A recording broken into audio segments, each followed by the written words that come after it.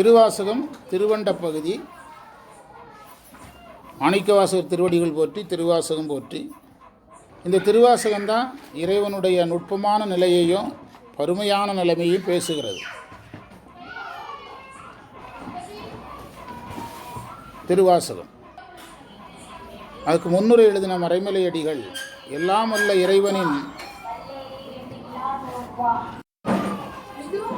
வல்ல இறைவனின் பெரியதில் பெரியவனாகவும் சிறியதில் சிறியவனாகவும் இருக்கிற பகுதியை சொல்கிறதுனால தான் இதுக்கு திருவண்ட பகுதின்னு பேர். அந்த பதிகமே அண்டம்னு தான் தொடங்குது. பதிக தொடக்கமே அண்டப்பகுதின்னு தொடங்குது. 6 வரிக்கு முதல்ல பொருள் பார்க்குறோம். அண்டப்பகுதியின் உண்டை பிறக்கம், ஒன்றனுக்கு ஒன்று நின்றலில் பகரின்ங்கிறது எத்தனாவது வரி?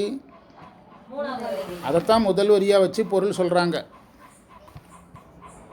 ஒன்றனுக்கு ஒன்று நின்ற எழில் பகரின். நின்ற என்றால் மேலாக விளங்கி நின்ற. 101 கோடியின் மேற்பட விரிந்தன எத்தனாவது வரி? அதுக்கடுத்து கொண்டு கூட்டுறாங்க.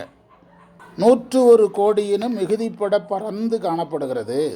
101 கோடியின் மேற்பட விரிந்தன, 101 கோடியினும் மேலாக பறந்து காணப்படுகிறது.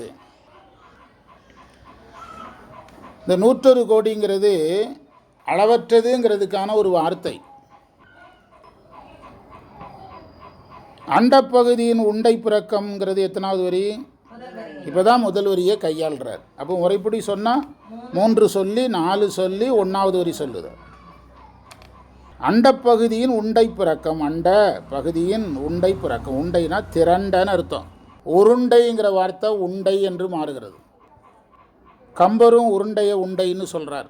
கிராமங்கள்லேயே உண்டை கட்டிங்கிறாங்கல்ல, உருண்டையாக இருக்கிறத உண்டம்பாங்க கிராமங்களில். அளப்பெரும் தன்மை வளப்பெரும் காட்சி. அது அப்படியே பொருள் எடுத்துக்கலாம். அளக்க முடியாத தன்மை வளமான காட்சி. காட்சி என்பதற்கு தோற்றம்.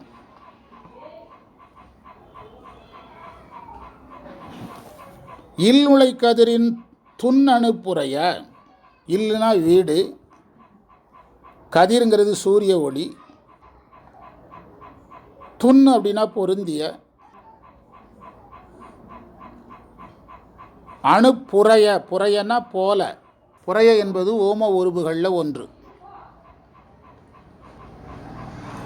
சிறியவாக பெரியோன். சிறியனவாக தோன்றும்படியாக அவன் பெரியவனாக இருக்கிறான். பெரியோன்னா பேரளவினை உடையோன். 6வது வரியில் கடைசியில் என்ன வார்த்தை இருக்குது? அதை அடுத்த பகுதியில் சேர்த்து பொருள் சொல்லுவாங்க. இது வரைக்கும் புரியுதான்னு பாருங்கள். என்ன சத்தம் கேட்குது?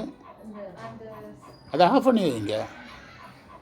அதை காந்தி அவங்களுக்கு விளையாட்டு என்னடி இருக்கிறீங்க. இப்போ பொருள் பார்க்கணும். அந்த வரிசையிலே பாருங்கள். ஒன்றனுக்கொன்று நின்றலில் பகரின். ஒன்றுக்கொன்று மேற்பட்டுன்ற எழுச்சியினை சொல்லும் இடத்து எத்தனை கோடி அளவுக்கு விரிஞ்சு கிடக்குது? 100 கோடிக்கு மேற்பட விரிந்து கிடக்குது. இப்போ நீங்கள் விஞ்ஞானிகளே நான் புதுசாக ஒரு சூரியனை கண்டுபிடிச்சோம், புதுசாக ஒரு கிரகத்தை கண்டுபிடிச்சோம்னு சொல்லிக்கிட்டே இருக்கிறாங்க.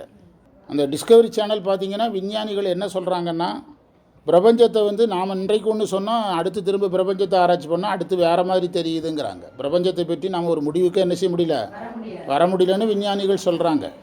அதான் அளப்பெருந்தன்மை வளப்பெரும் காட்சினார். இன்னும் பிரபஞ்சம் முழுவதையும் நம்ம எல்லாம் வரையறுத்து சொல்லிட்டோம்னு சொல்ல முடியாது. நேற்று முந்தா நாள் ஒரு பாண்டிச்சேரியில் ஒரு புதிய தாவரத்தை கண்டுபிடிச்சிருக்கிறாங்க அப்படின்னு டிவியில் போட்டான்.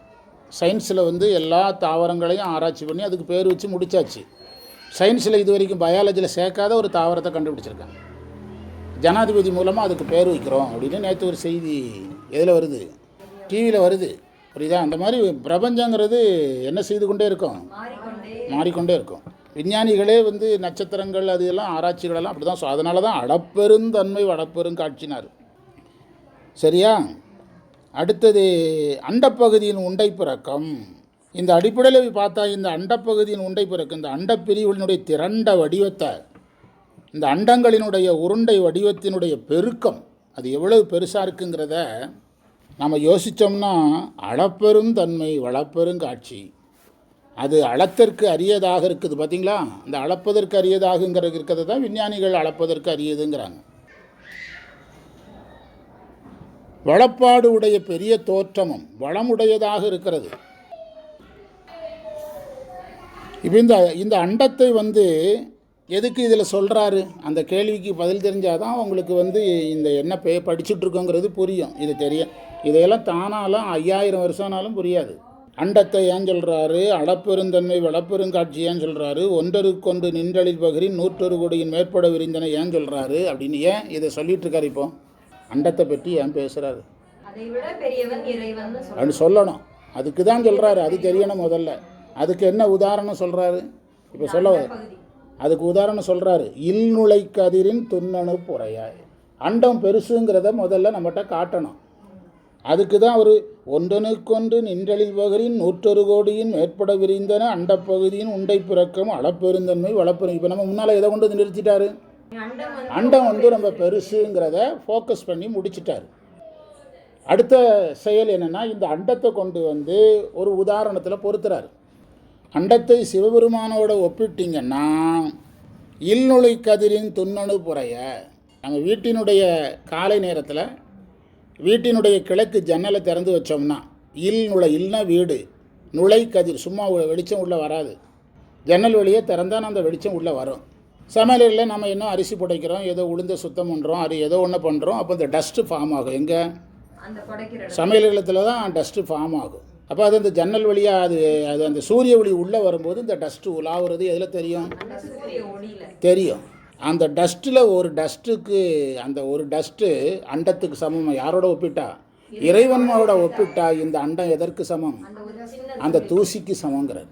இறைவனோட ஒப்பிட்டா இந்த அண்டம் வீட்டு ஜன்னல் வழியாக வர்ற சூரிய ஒளியில் உலாவுகின்ற அந்த தூசியில் ஒரு தூசிக்கு சமங்கிறார். அவரே அண்டத்தை பெருசாக ஃபோக்கஸ் பண்ணி விட்டுவிட்டு அவரே சிவபெருமானோட கம்பேர் பண்ணி டம்மி பண்ணி விட்டுட்டார். இல்நுழை கதிரின் துண்ணணு புறைய.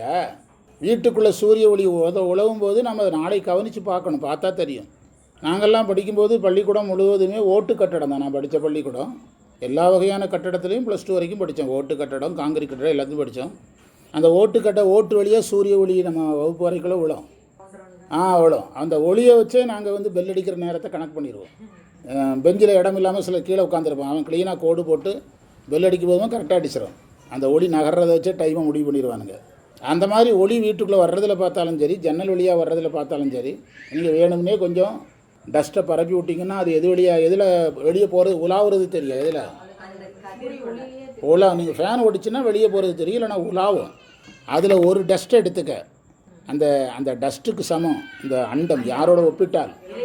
இறைவனோடு ஒப்பிட்டால் அதில் உலவுகின்ற ஒரு தூசிக்கு சமம் இந்த அண்டம் அப்படிங்கிறார். இது நம்ம இவ்வளவு நேரம் பேசின பிறகு தான் கொஞ்சமாவது மைண்டில் பதியுது. அண்ட பகுதியின் உண்டை பேர் அது சின்னதுங்கிறார். அண்ட பகுதியின் உண்டை பிறக்கம் அளப்பெருந்தன்மை வளப்பெருங்காட்சி. அடுத்த 2 பேர் ஒன்றனு கொண்டு நின்றலில் பகரின் 101 கோடியின் மேற்பட விரிந்தன. பொருள் சொல்லு. நான் வரல முற்றோதலுக்கு போ. நான் மற்றோதலுக்கு வந்த அன்னைக்கு கேளு. மற்றோதலுக்கு போகிறேன். எதுக்கு வரல? முற்றோதலுக்கு நான் வரல. இதுதான் இந்த திருவாச பகுதியை தொடங்கியிருக்கோம். நம்ம அடுத்த வகுப்பில் வேணால் இதை முடிச்சுட்டு உள்ளே போகலாம். எது? அதனால் அடுத்தது இதில் நிறைய நுட்பமான வார்த்தை நிறையா இருக்குது. அது தொட்டோம்னா அதில் இந்த சூக்கமோடு தூலத்து சூறை மாறுதத்து அதில் மிக கொட்க குலகன் அதெல்லாம் பயங்கரமாக நம்ம அடுத்த இந்த இதை முடிச்சுட்டு உள்ளே போகலாம். தசாங்கம் முடிச்சுட்டு போகலாம். தசாங்கம் தானே சொல்லணும், தசகாரியமாக சொல்கிறேன்னே. தசகாரியன்னு சொன்ன மாதிரி இருந்துச்சு. எதையாவது வாயில் வந்ததை உளர வேண்டியது தான். குருவே போற்றி திருவே போற்றி.